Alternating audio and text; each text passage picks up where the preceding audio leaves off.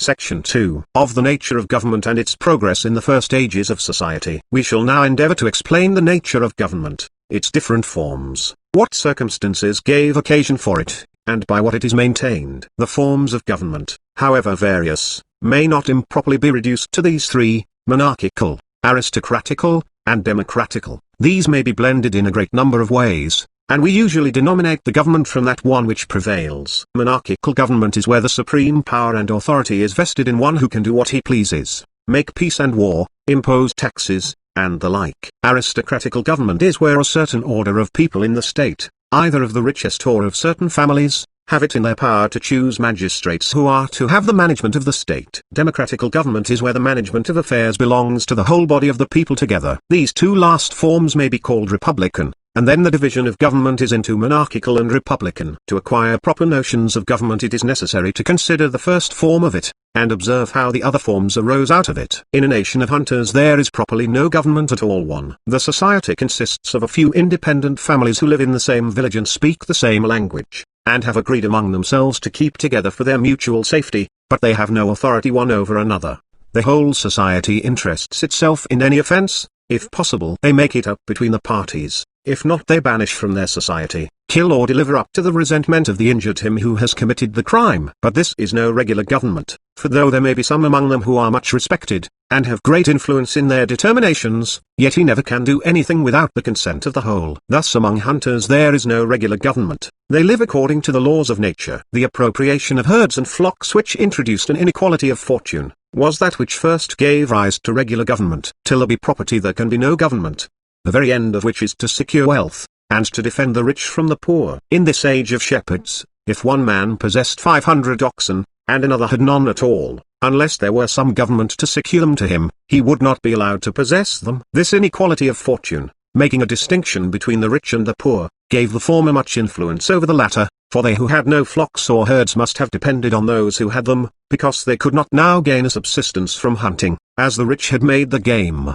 now become tame, their own property. They therefore who had appropriated a number of flocks and herds, necessarily came to have great influence over the rest, and accordingly we find in the Old Testament that Abraham, Lot, and the other patriarchs were like little petty princes. It is to be observed that this inequality of fortune in a nation of shepherds occasioned greater influence than in any period after that. Even at present, a man may spend a great estate, and yet acquire no dependents. Arts and manufactures are increased by it, but it may make very few persons dependent. In a nation of shepherds it is quite other ways. They have no possible means of spending their property, having no domestic luxury, but by giving it in presents to the poor, and by this means they attain such influence over them as to make them, in a manner, their slaves. We come now to explain how one man came to have more authority than the rest, and how chieftains were introduced. A nation consists of many families who have met together, and agreed to live with one another. At their public meetings there will always be one of superior influence to the rest,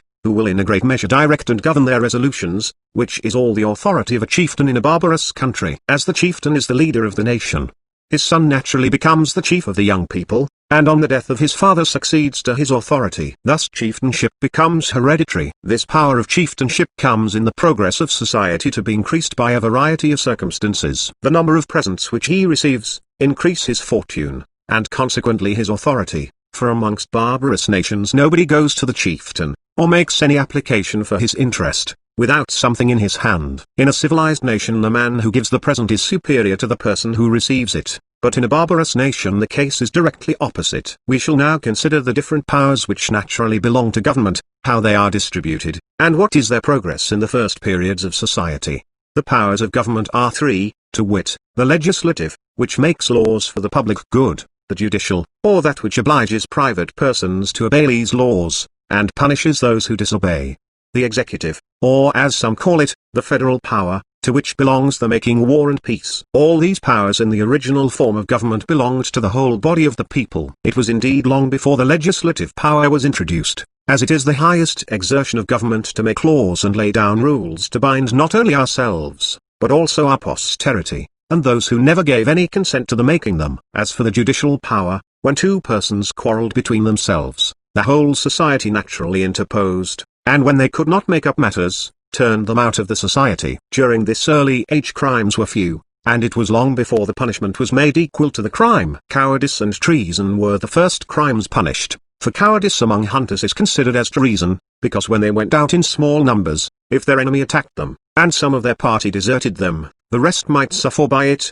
and therefore they who deserted were punished for treason. The priest generally inflicted the punishment, as it were by command of the gods. So weak at that time was government. The power of making peace and war in like manner belonged to the people, and all the heads of families were consulted about it. Though the judicial power which concerns individuals was long precarious, the society first interposing as friends and then as arbitrators, the executive power came very soon to be exerted absolutely. When any private quarrel happens concerning the property of this cow, or of that ox, society is not immediately concerned, but it is deeply interested in making peace and war. In the age of shepherds this power is absolutely exerted. In Great Britain we can observe vestiges of the precariousness of the judicial power, but none of the executive. When a criminal was brought to trial, he was asked how he would choose that his cause should be decided, whether by combat, the ordeal trial, or the laws of his country. The society only obliged him not to disturb them in the decision. In England the question still remains, though the answer is not now arbitrary. It was very common in the ruder ages to demand a trial by dipping their hands in boiling water,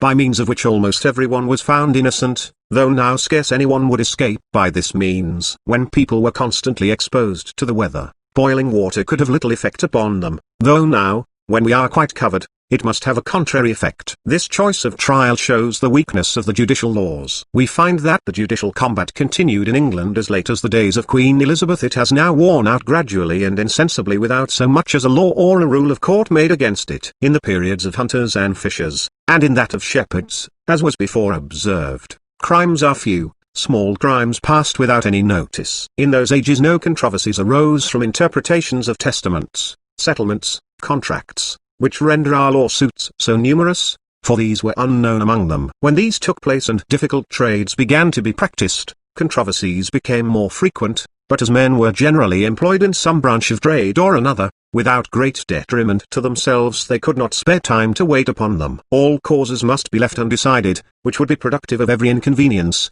or they must fall upon some other method more suitable to the several members of society. The natural means they would fall upon would be to choose some of their number to whom all causes should be referred. The chieftain who was before this distinguished by his superior influence, when this comes to be the case, would preserve his wonted precedence, and would naturally be one of those who were chosen for this purpose. A certain number would be chosen to sit along with him, and in the first ages of society this number was always considerable. They would be afraid to trust matters of importance to a few, and accordingly we find that at Athens there were 500 judges at the same time. By this means the chieftain would still further increase his authority, and the government would appear in some degree monarchical. But this is only in appearance, for the final decision is still in the whole body of the people, and the government is really democratical. The power of making peace and war, as was before observed, was at first lodged in the whole body of the people. But when society advanced, and towns were fortified, magazines prepared, stocks of money got together, generals and officers appointed, the whole body of the people could not attend to deliberations of this kind. This province would either fall to the court of justice, or there would be another set of people appointed for this purpose, though it would naturally at first fall to the court of justice. This is properly called the senatorial power, which at Rome took care of the public revenue, public buildings, and the like. But afterwards at Rome, the court of justice and the senatorial one became quite distinct. The same may be said of the Areopagite court at Athens. We shall now make some observations on nations in the two first periods of society. Those, viz. of hunters and shepherds. In a nation of hunters and fishers few people can live together, for in a short time any considerable number would destroy all the game in the country, and consequently would want a means of subsistence.